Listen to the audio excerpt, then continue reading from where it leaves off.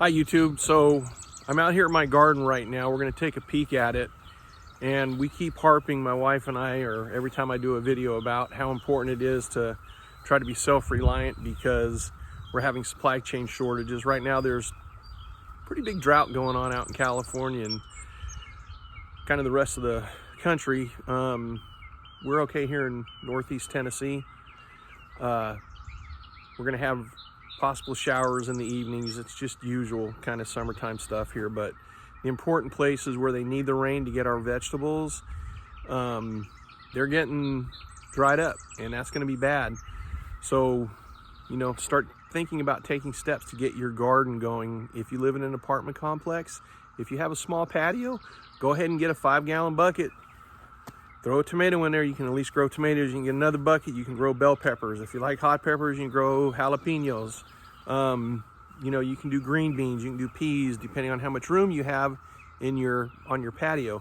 If you live in my area, you more than likely have a yard, unless you're in a condo, and then you'll have a little area to put plants out in a bucket or something. So we have a small garden. It's nothing gigantic. It's right over my right shoulder, right there. And we'll go ahead and take a look at what we got going on, and we'll look at the second garden that's further back, in the back with our bushes, berries that we have over there. Okay, so here's our bell peppers. We have 4. There's an itty bitty one right there, 5, 6, 7, 8.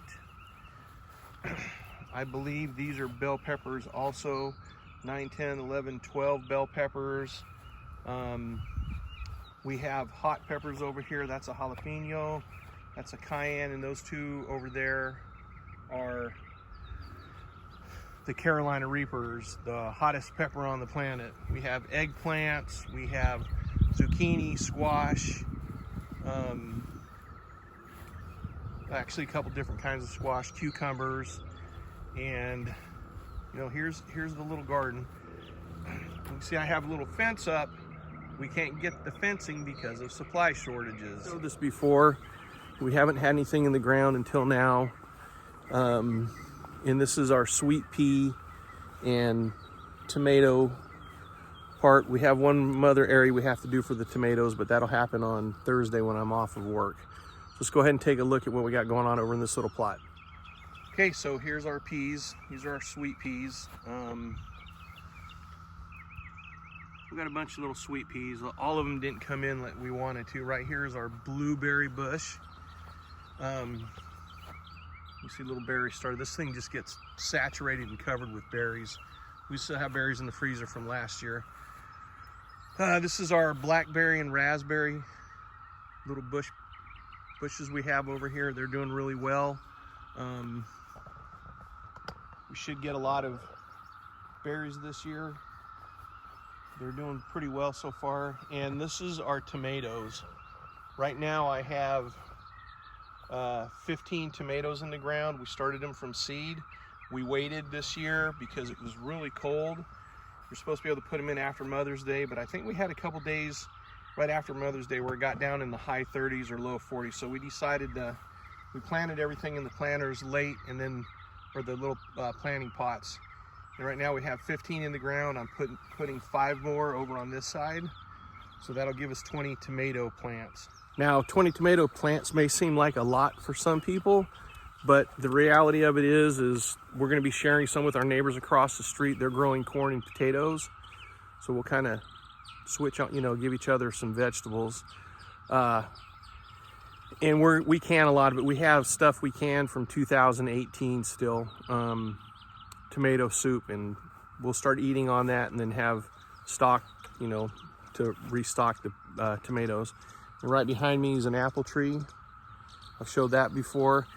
Some people ask why so many peppers, because peppers are loaded with vitamin C, especially here where we live. We really can't grow citrus. So if there are supply shortages and breakdowns, we'll have a really good supply of vitamin C with our peppers.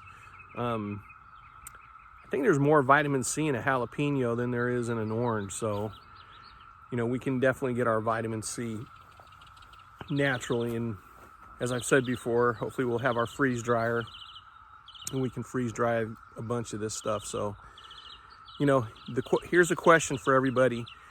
Are you prepared if the supply train breaks down or the drought just decimates states where they produce a lot of our vegetables and fruits?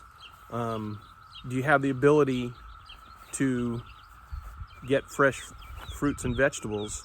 Are you prepared for that? Leave a comment in the section below. Thank you for taking the time to watch this video. Please like and share it with your friends. If you have any questions, leave it in the comments below. Here in the end card, you'll see you can click on that to see how we do our dry canning. We're going to start canning some meat here soon, and we'll get those videos posted once they're up. Again, thanks for watching. We appreciate it. God bless America and God bless your family. Bye-bye.